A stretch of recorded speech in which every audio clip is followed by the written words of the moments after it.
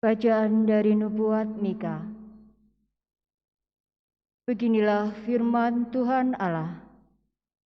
Hai Bethlehem di wilayah Efrata, hai engkau yang terkecil di antara kaum-kaum Yehuda, daripadamu akan bangkit bagiku seorang yang akan memerintah Israel, yang permulaannya sudah sejak purbakala, yang sudah ada sejak dahulu kala. Ia akan membiarkan mereka sampai saatnya perempuan yang mengandung itu telah melahirkan. Lalu saudara-saudaranya yang masih ada akan kembali kepada orang Israel. Maka ia akan bertindak dan akan mengembalakan mereka dalam kekuatan Tuhan, yaitu dalam kemegahan nama Tuhan Allahnya. Mereka akan tinggal tetap, sebab sekarang ia menjadi besar sampai ke ujung bumi, dan dia menjadi damai sejahtera. Demikianlah sabda Tuhan.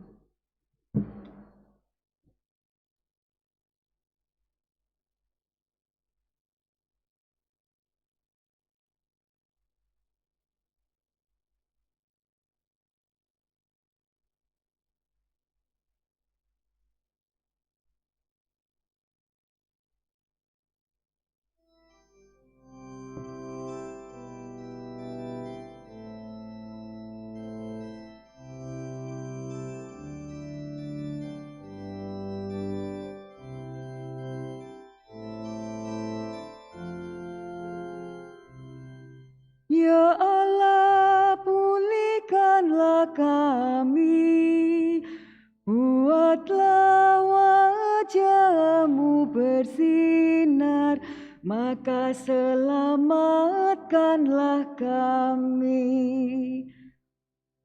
Ya Allah, pulihkanlah kami, buatlah wajah-Mu bersinar, maka selamatkanlah kami. Hai Gembala Israel, pasanglah telingamu, Engkau yang duduk di atas para kerub, tampillah bersinar. Bangkitkanlah keperkasaanmu, dan datanglah menyelamatkan kami. Ya Allah, pulihkanlah kami, buatlah wajah-Mu bersinar, maka selamatkanlah kami. Ya Allah semesta alam, kembalilah, pandanglah dari langit dan lihatlah, tengoklah pohon anggur ini, lindungilah batang yang ditanam oleh tangan kanan-Mu. Ya Allah, pulihkanlah kami, buatlah wajah-Mu bersinar, maka selamatkanlah kami.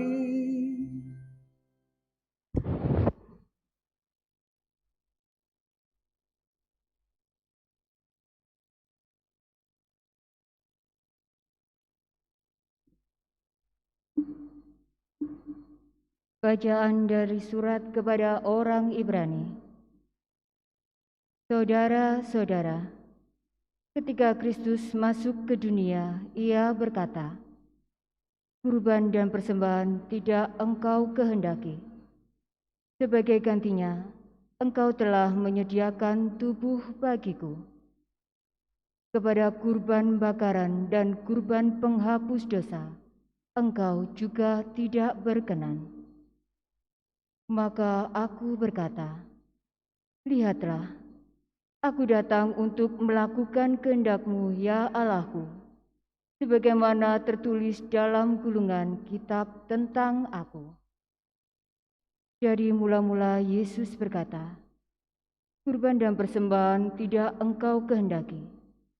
Kepada kurban bakaran dan kurban penghapus dosa, engkau tidak berkenan. Meskipun dipersembahkan menurut hukum Taurat. Dan kemudian ia berkata, lihat, aku datang untuk melakukan kehendak-Mu. Jadi yang pertama ia hapuskan untuk menegakkan yang kedua.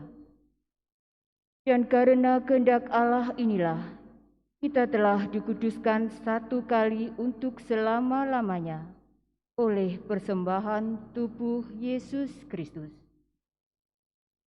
Demikianlah sabda Tuhan.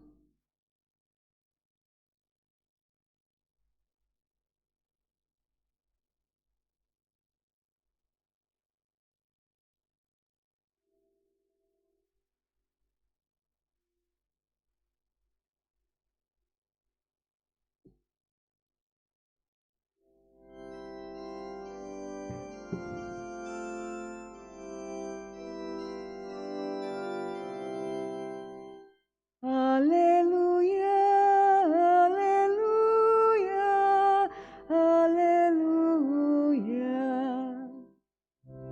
Haleluya, haleluya, haleluya. Aku ini adalah hamba Tuhan. Jadilah padaku menurut perkataanmu.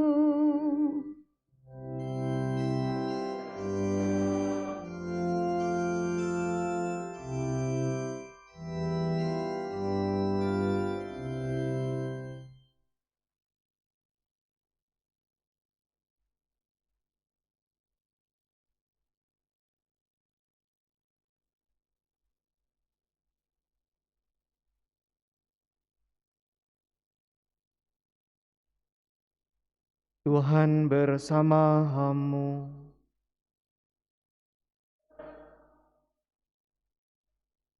Inilah Injil suci menurut Lukas.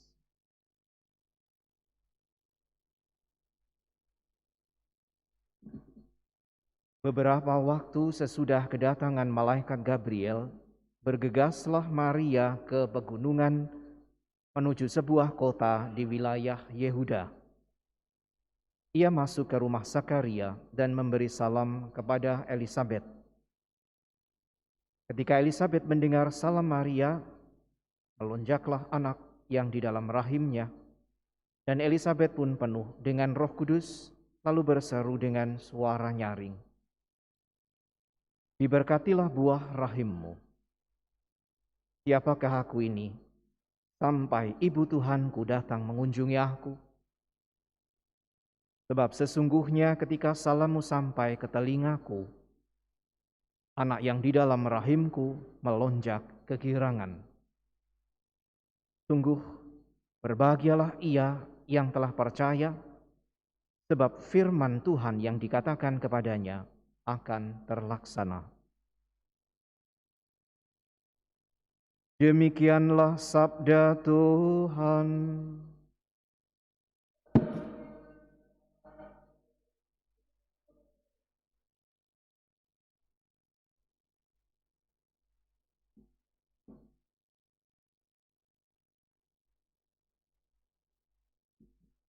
Berbahagialah ia yang telah percaya, sebab firman Tuhan yang dikatakan kepadanya akan terlaksana. Saudara sekalian yang terkasih, hari ini kita sudah menginjak Minggu Advent yang keempat. Bacaan hari ini yang kita dengarkan menunjukkan kepada kita kepercayaan yang besar kepada Tuhan sungguh akan mendatangkan sukacita. Itulah yang misalnya tadi kita dengarkan di dalam bacaan pertama. Ketika Nabi Mika juga mewartakan kepada bangsa Israel bahwa Tuhan akan sungguh menggenapi janjinya dan akan bertindak untuk menggembalakan mereka di dalam kekuatan Tuhan. Demikian juga di dalam bacaan yang kedua, kita bersama-sama telah mendengarkan bagaimana kedatangan Kristus adalah kedatangan yang juga menggenapi kehendak Allah dengan cara bahwa Kristus sampai sehabis-habisnya melakukan kehendak Tuhan. Dan di dalam bacaan Injil yang baru saja kita dengarkan, kita berjumpa dengan peristiwa pertemuan antara Maria dan Elisabet yang juga mendatangkan sukacita, karena ini adalah pertemuan dua orang yang sungguh percaya akan kehendak Tuhan di dalam hidupnya.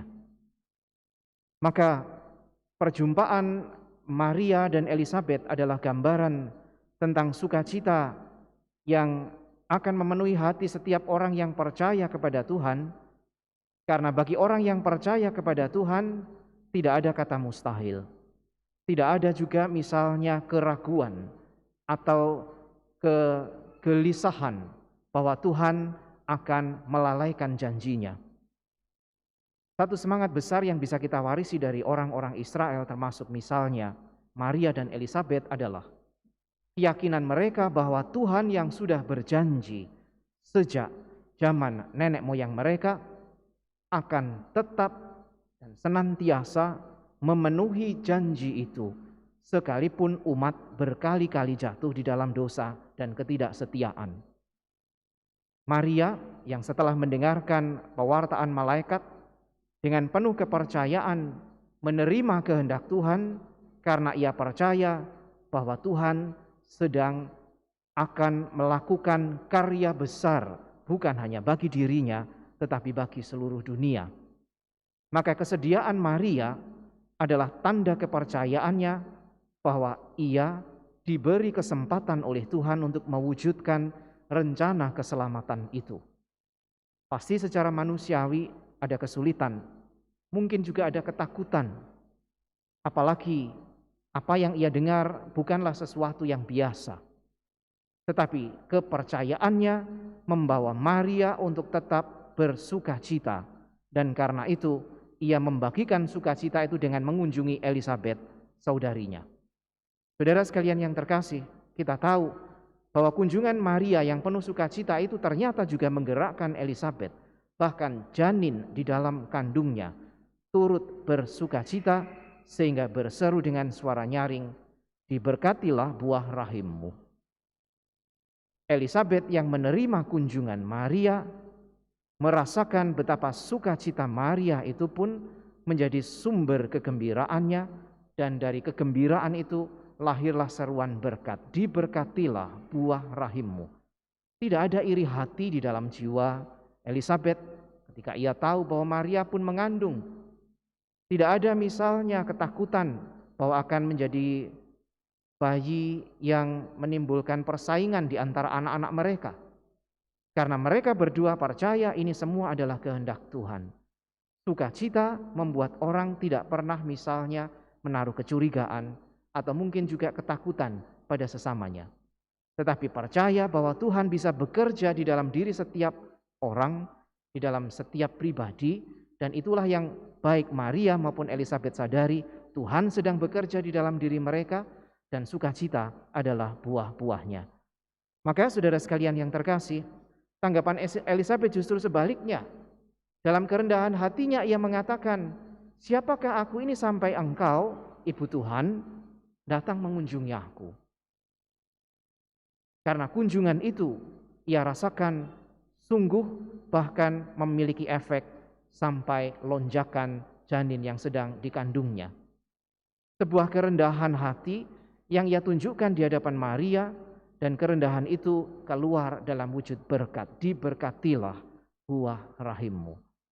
Saudara sekalian yang terkasih, maka kita sungguh bisa belajar dari baik Maria maupun Elisabet untuk menaruh kepercayaan kita kepada Tuhan yang tidak pernah mengabaikan atau melupakan janjinya. Banyak kali di dalam peristiwa hidup kita misalnya, kita mungkin kecewa dan bahkan kemudian menyalahkan Tuhan ketika kita merasa bahwa permohonan atau mungkin juga keinginan-keinginan kita serasa tidak dikabulkan oleh Tuhan. Kita tidak menjumpai itu di dalam diri Maria atau Elisabet. Mereka tidak pernah mendikte Tuhan. Sebaliknya mereka percaya apapun yang Tuhan percayakan kepada mereka adalah sesuatu yang baik. Mungkin berbeda dari banyak pengalaman kita, yang lebih dahulu kita meminta kepada Tuhan, bahkan mungkin memaksa mendikte Tuhan, dan kalau itu tidak dikabulkan atau kita rasa bahwa apa yang kita inginkan tidak terlaksana sesuai keinginan kita lalu lari meninggalkan Tuhan dengan kekecewaan, mungkin dengan kepahitan, dan tidak jarang mungkin dengan sumpah, serapah, makian, dan seterusnya.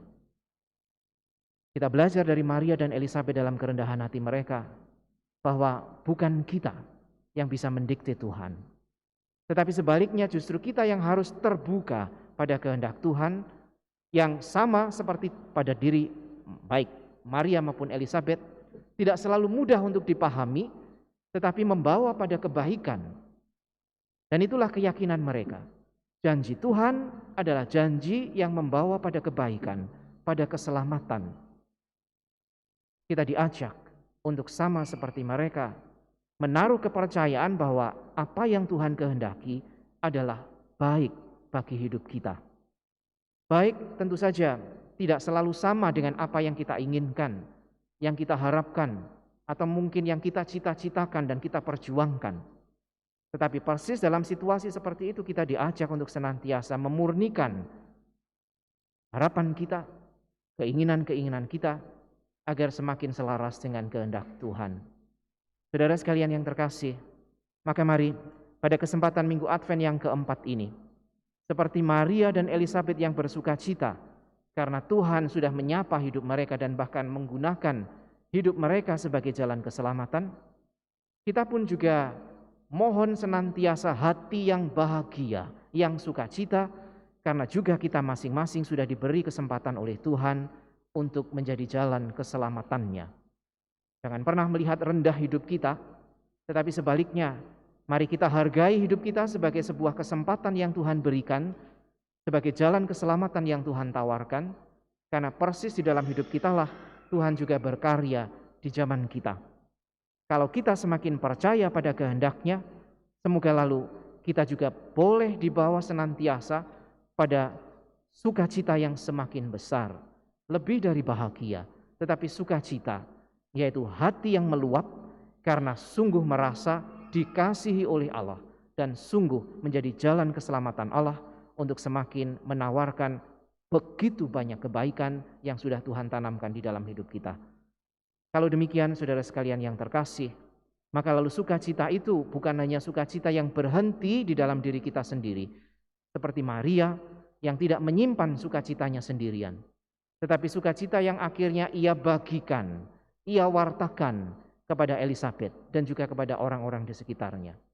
Kalau kita mengalami bagaimana Tuhan berkarya di dalam hidup kita, jangan pengalaman itu lalu kita simpan sendirian. Baik kalau kita wartakan, kita bagikan, sehingga semakin banyak orang turut merasakan bahwa Tuhan memang bekerja, sedang bekerja dan akan terus bekerja di dalam hidup kita masing-masing.